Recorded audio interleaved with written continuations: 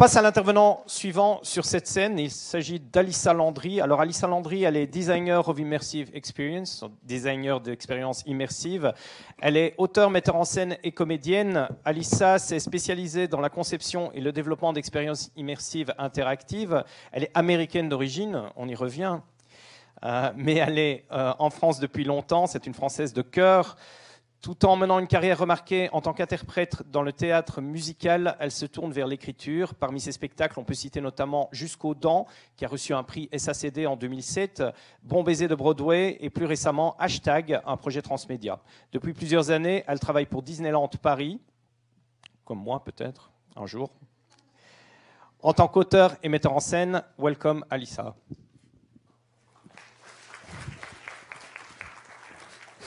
Bonjour. Alors, tu veux travailler chez Disneyland Paris? J'ai déjà travaillé comme étudiant là-bas. Oui.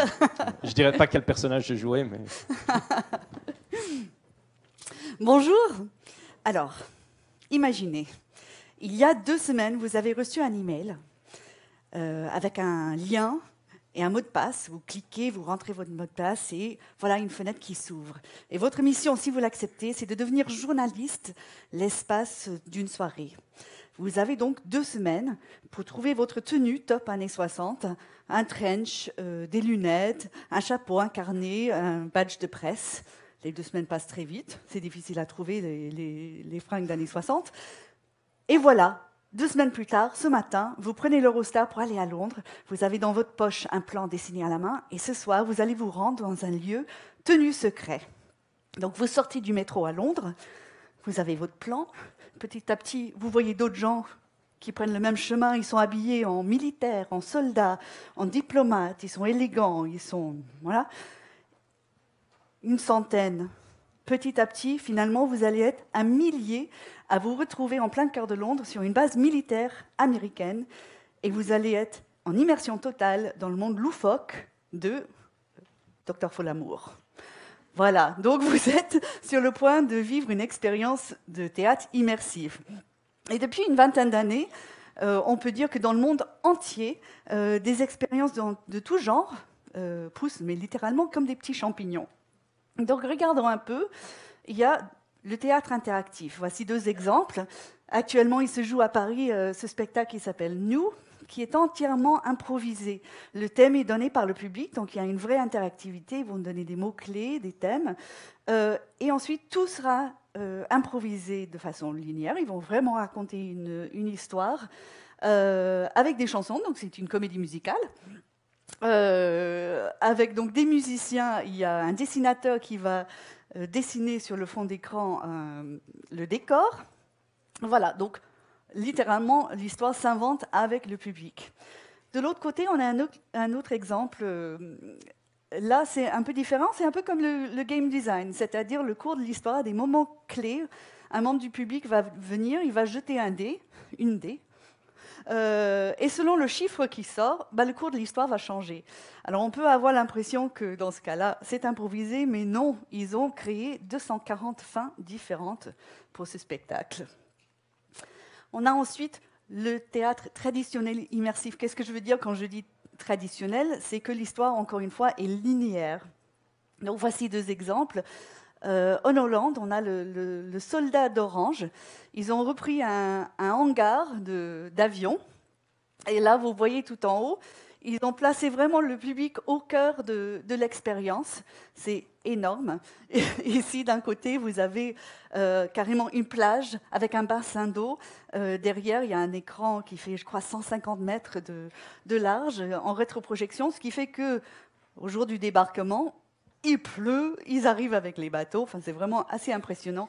Et puis, toute la scène, tout le public, tourne, ils sont sur une tournette. Donc la scène est finie, hop, tout le public entier tourne et ils vont se retrouver devant, je ne sais pas, une salle de bal, une autre scène.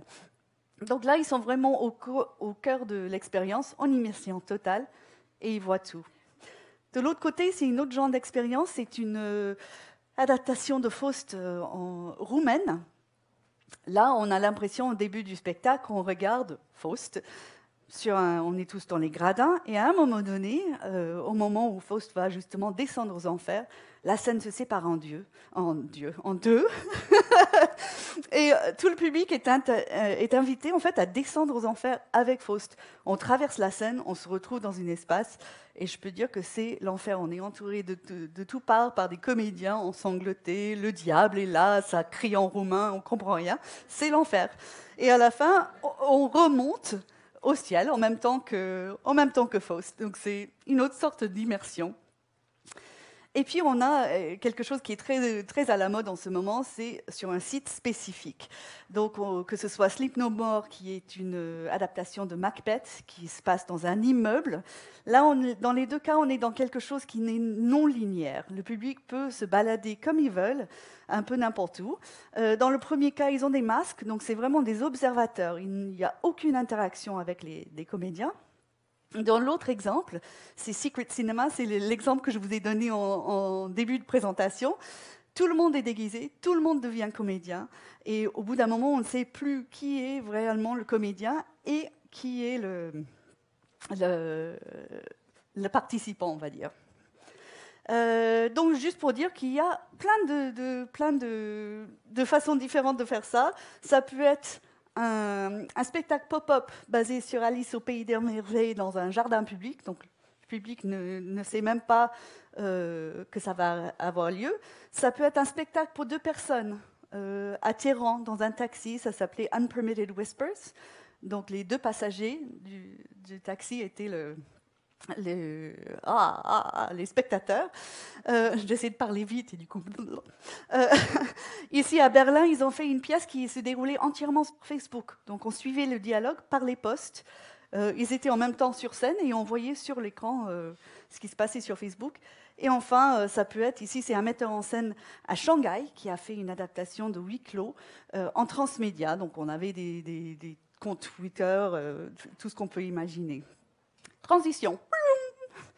Disneyland Paris, Transmédia. Donc voilà, ça c'est pour en venir un peu à ce que je fais moi dans la vie. Donc Transmédia, parce que pour beaucoup, Walt Disney est vraiment le père du Transmédia. Vous voyez ici le plan qu'il a dessiné en 1957.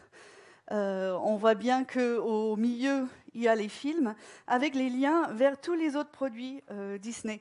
Donc évidemment, aujourd'hui, on a encore plus. Il y a les jeux vidéo, il y a les applications, il y a plein de choses. Alors, ça veut dire quoi quand on écrit pour Disneyland Paris? C'est pas évident. Moi, à un moment donné, la nouvelle parade d'Halloween venait de sortir. Donc j'ai posté « Félicitations à toute l'équipe ». Je l'ai écrit la parade, mais effectivement, un copain qui dit « Sympa, qu'est-ce que tu as fait ?» Effectivement, c'est pas évident de décrire ce qu'on fait quand on écrit pour Disney. C'est un mélange de plein de choses. En fait, moi, je suis freelance, donc je suis engagée soit pour une saison, soit pour un projet spécifique. Et le mieux que je peux dire, c'est que je raconte des histoires. Quand on arrive dans le parc, on n'imagine pas, mais en fait, chaque immeuble de Main Street a une histoire. Chaque décor a une histoire. Donc là, par exemple, pour rester dans le thème d'Halloween, tous les fantômes qui vont se trouver dans le parc, j'ai pu leur donner un nom. Ici, c'est Salvador, le peintre, parce qu'il m'a fait penser à Dali. Ça peut être un des chars pour le fameux parade. Ici, on a Horace et Clarabelle. Derrière, il y a la grange, parce qu'en fait, nous, on n'a pas voulu fêter Halloween. On est européens, donc on fête plutôt le temps des moissons. Et donc, ils font la fête devant la grange. Derrière, on ne les voit pas, il y a les 3 petits cochons qui jouent de la musique.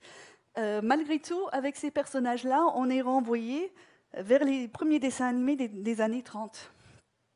Ici, c'est Minnie qui aime beaucoup faire des costumes, qui est couturière. Donc, elle crée des costumes d'Halloween pour tous ses copains. Là, si vous avez des petites filles de 4, 5, 6 ans, vous connaissez sûrement la boutique de Minnie. Donc, encore une fois, il y a toujours ce renvoi entre ce qu'on peut vivre en immersion dans le parc avec quelque chose qu'on peut faire à la maison, en vidéo ou autre.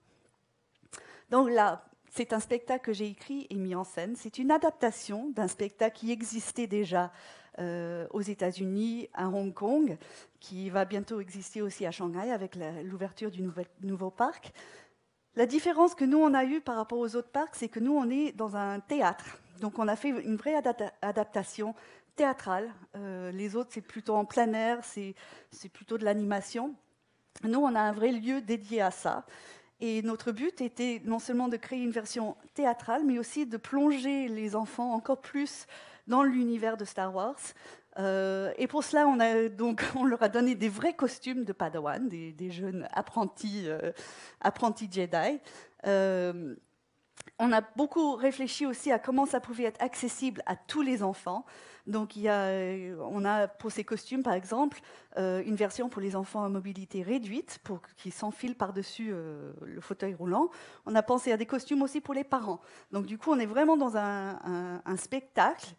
On a essayé, bon, évidemment, on n'a pas pu leur donner des vrais sabres laser, mais on n'est pas loin. On a voulu rajouter aussi une couche de magie qui doivent utiliser la force donc, pour soulever R2D2. Et comme on est dans un théâtre, ça a été possible de faire ça, de rajouter cet élément-là. Avec notre département lumière aussi, on a trafiqué le sabre laser de Dark Vador, ce qui fait qu'à chaque fois qu'un enfant tapait dans son sabre, ça déclenchait, vous voyez, tous les petits points de lumière. Donc en fait, à chaque fois qu'il y a eu une vraie interaction entre Dark Vador et l'enfant, on entendait et les lumières qui passaient un peu partout dans la salle.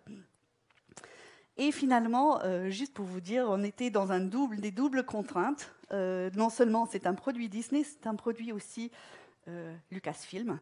Donc on a eu très peu de leeway, je ne sais pas comment le dire en français. Voilà, ils sont extrêmement bien protecteurs de leur marque. Et malgré tout, comme c'est un produit Disney, on a toujours un message, même si c'est subliminal, par rapport aux valeurs Disney. Donc ici, c'est par exemple que c'est seulement en unissant nos forces qu'on peut vaincre le mal. Voilà, même si on ne le dit pas, il y a quand même ce message-là, c'est très important à chaque fois. Alors voici un autre projet, ça vient d'ouvrir au mois de février. C'est la forêt de l'enchantement, qui m'a paru approprié pour les histoires enchantées d'aujourd'hui. Notre brief, c'était, on avait cette scène, le Chaparral, dans lequel se trouvait un spectacle sur Frozen, donc plein de neige, voilà. Et donc on nous a demandé de trouver quelque chose d'extrêmement différent pour vraiment se démarquer par rapport à ce spectacle. Et comme c'est dans un lieu qui est extrêmement vert, extrêmement boisé, on a voulu faire quelque chose par rapport à la nature. Et surtout, on a voulu choisir des personnages féminins un peu de forte personnalité pour sortir un peu du côté princesse de Frozen. Alors évidemment, chez Disney, on ne fait jamais rien seul. C'est toujours un travail d'équipe. Donc on est parti tout de suite en brainstorming pour imaginer qu'est-ce qui pouvait être. On avait cette idée en tête, la forêt enchantée. Qu'est-ce qui pourrait être vraiment enchanteur, magique, surtout pour les enfants. Donc, une des premières idées qui est sortie, en fait, c'était les livres pop-up. Parce qu'on s'est rappelé tous de l'émerveillement qu'on a pu ressentir, voilà, petit, en ouvrant ces livres, en tirant surtout. Et on avait décidé qu'on voulait vraiment que le décor soit la star du spectacle. Donc, on a voulu un décor qui évolue, qui change tout le temps, de façon assez magique et simple. Ensuite, on est parti vraiment dans la recherche de à quoi est-ce que ça pourrait ressembler. Moi, j'aime beaucoup utiliser Pinterest pour partager des images d'inspiration avec les équipes. Donc, on savait qu'on voulait aussi quelque chose avec des couleurs vives qui étaient vraies, mais pas tout à fait réelles. Mais enfin, bref, ça a donné ça à la fin. Vous voyez ici l'unité centrale, donc, qui est un vrai élément pop-up. Ça se retournait dans tous les sens, l'escalier se déplie, il y a des parties qui bougent. De l'autre côté, au moment du livre de la jungle, il y a un trône qui descend, il y a des pans sur le côté qui s'ouvrent pour créer le temple. Et voilà, ça a donné ce truc-là. Alors c'est un spectacle entièrement sans dialogue, parce qu'un des soucis qu'on a à Disneyland Paris, c'est qu'on a plein, je crois qu'il y a 12 langues officielles. Donc on veut toujours que ce soit compris par la majorité des gens. Et ici, comme c'est un pur produit Disneyland Paris, on a pu inventer nos personnages. Donc vous voyez la conteuse qui raconte, les esprits de la forêt qui avaient chacun leur personnalité. Donc beaucoup plus de liberté en fait pour ce spectacle-là, mais toujours évidemment très protecteur de la marque. Là aussi, il y a un message, c'est qu'il faut protéger la nature. Alors tout ça, c'est très bien. Mais comment on fait quand on n'a pas le budget de Disneyland Paris? Parce que donc là, je vais vous parler d'un projet plus personnel qui s'est fait au printemps dernier, qui s'appelle Hashtags. Ça a été une commande d'une jeune compagnie qui s'appelle Musidrama. C'était un projet pédagogique, en fait, pour ces jeunes professionnels. Et mon seul brief, c'est qu'il y avait 10 comédiens et qu'il fallait que j'invente 10 rôles d'importance égale. Donc, pas évident quand il faut mettre ça dans 1h30 de spectacle. C'était une comédie musicale. Donc j'ai beaucoup réfléchi, j'ai voulu partir vraiment à partir des personnages. Donc j'ai réfléchi à qui pouvaient être ces 10 personnages.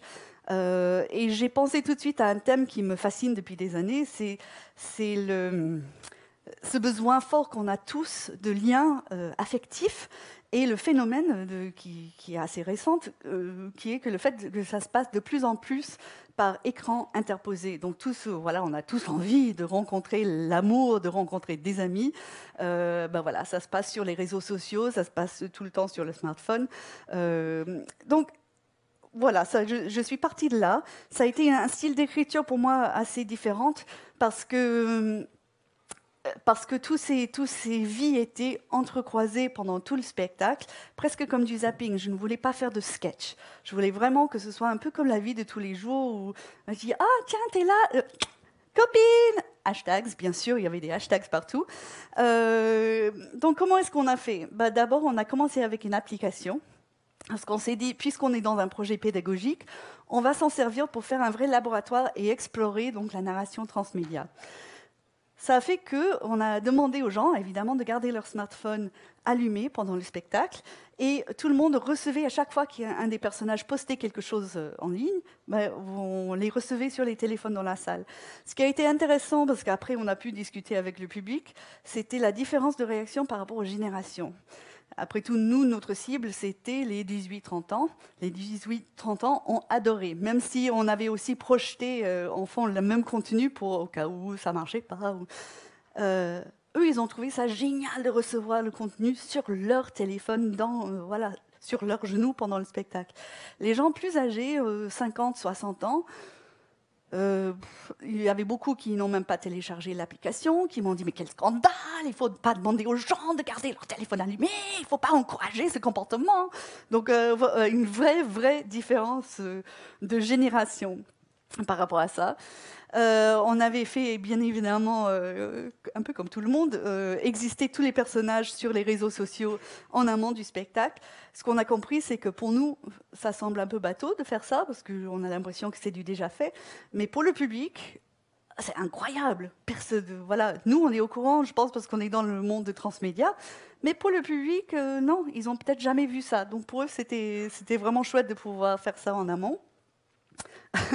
On avait des personnages qui étaient sur Tinder et qui faisaient non.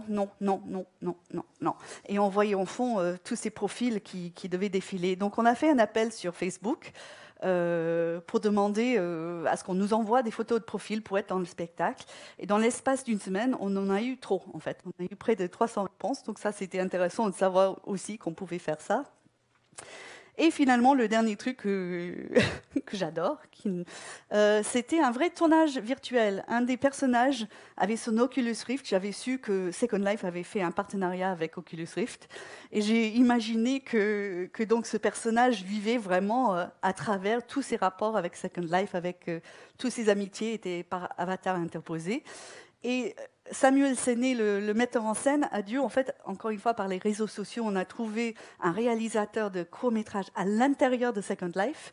Donc, il a dû, lui, créer son avatar et aller à l'intérieur de Second Life, acheter la caméra, trouver des comédiens, faire les repérages de lieux. Enfin, ça a été une espèce de mise en abîme par rapport à la réalité virtuelle qu'on voulait essayer de montrer sur scène.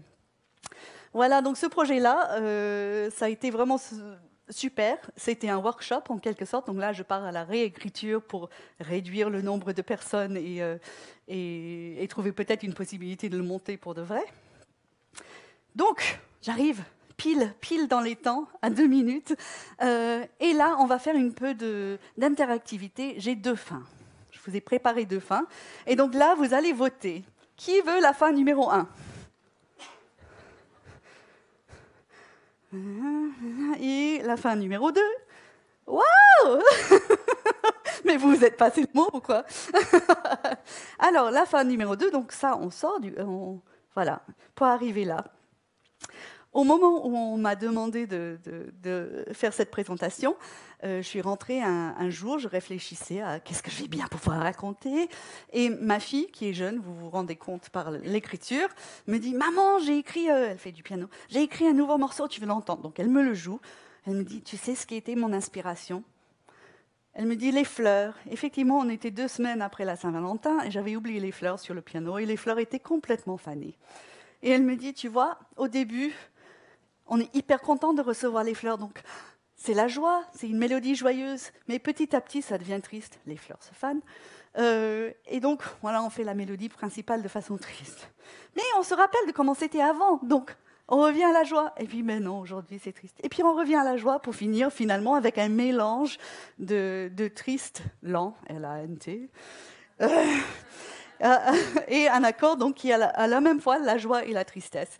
Et je me suis dit, finalement, c'est ça, la créativité. C'est s'inspirer, en fait, des choses de tous les jours, trouver de l'inspiration partout, rester ouvert, malgré tout, mettre une structure autour. Ça m'a épaté qu'elle avait fait ces mouvements de morceaux. Et donc, voilà, je voulais vous laisser avec ça. Gardez votre esprit d'enfant et restez ouvert, parce que l'inspiration, ça peut venir de n'importe où. Voilà. Merci, Alissa. Et je te remercie aussi d'avoir rappelé les valeurs de Star Wars. Coupez la main de vos enfants, embrassez votre sœur sur la bouche, tuez vos parents. C'est important tout ça. Hein, c'est important. Et c'est aussi important d'immerger les enfants encore plus dans l'univers de Star Wars. Vous savez, vous allez acheter des oranges au supermarché, elles sont brandées Star Wars, donc il faut vraiment les immerger encore plus.